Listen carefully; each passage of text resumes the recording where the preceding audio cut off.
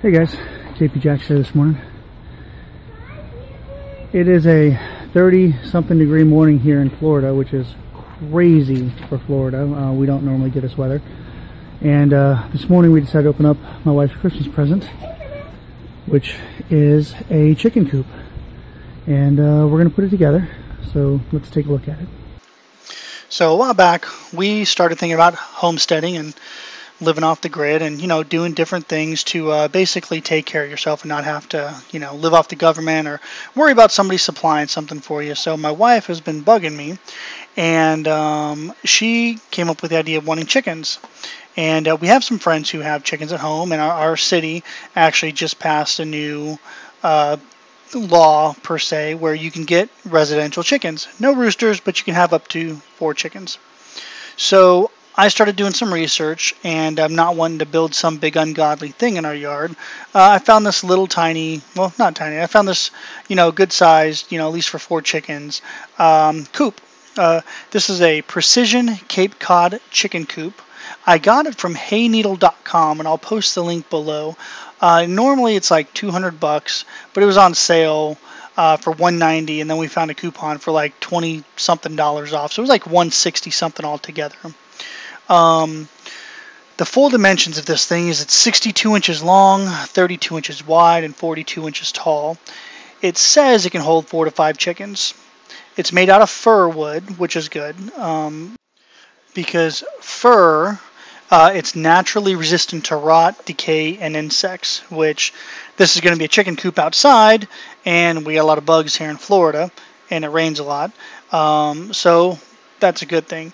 It should, if it were to really be taken care of and not messed up or anything like that, the wood itself should last 10 to 15 years, which is great because for, $160-something investment, 10 to 15 years is awesome. Now, this chicken coop is a Precision Pet Products brand coop. The company's been around since about 1985, and they are located in Orange County, California. So it's pretty cool that it's manufactured here in the USA.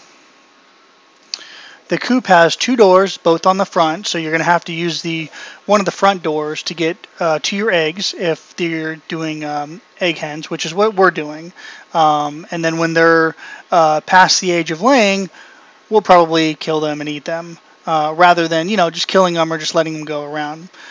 When we got this in the mail, it was actually damaged. So rather than pack the whole thing up and ship it back and deal with that, a little bit of wood glue, a little bit of, put a clamp on it, it'll be fine. It's not that big a deal. This thing was actually pretty easy to put together. It took my daughter and I here in the video probably about an hour, maybe a little bit longer to put it together. I don't know if you've ever tried to put anything together with a child. They're just all over the place wanting to do everything. So you can see her in here wanting to try and help me adjust the roof or wanting to run the drill or use a screwdriver, put it together some way. She hijacked my camera earlier, which was edited out, but she does an awesome job.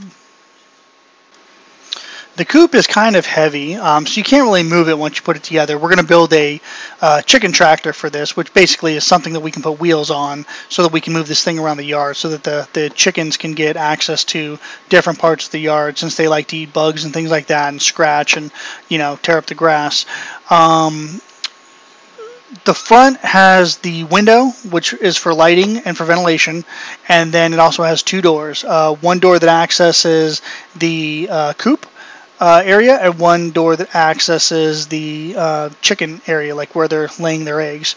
There is a pull-out tray that you can use to change bedding or to clean out, chicken poop or things like that. It only came with 1 coop or one basket, which can be used for the nest. So what that means is that I'm going to have to go out and get a couple more baskets to build things for nests, which is not a big deal. The one that came with this, I actually missed in the instruction. It's in a tiny picture on step 1, so you'll see me at the end of this video putting it together and trying to figure out where it goes. So as you can see, the roof comes in 2 parts. It's already pre-asphalted, so it does come with a asphalt type roofing, which is kind of what's on your house, except instead of shingles, this is just one solid piece. All of the holes for screws in this coop are all pre-drilled, so you can see me just putting the screws in each hole and they go right in, right down. All the wood pretty much hooks together with dowels, and you saw me earlier in the video with glue. I always like to add a little bit of glue whenever I'm doing any woodwork. Just, you know, it gives it that little bit of extra hold. Once you get it all put together, you got to put on some trim, kind of fancy it up. When you are working on the trim later, make sure you don't over tighten the screws, especially the peak trim. When I tightened it down, it actually cracked the wood. So the wood isn't super great quality for the trim.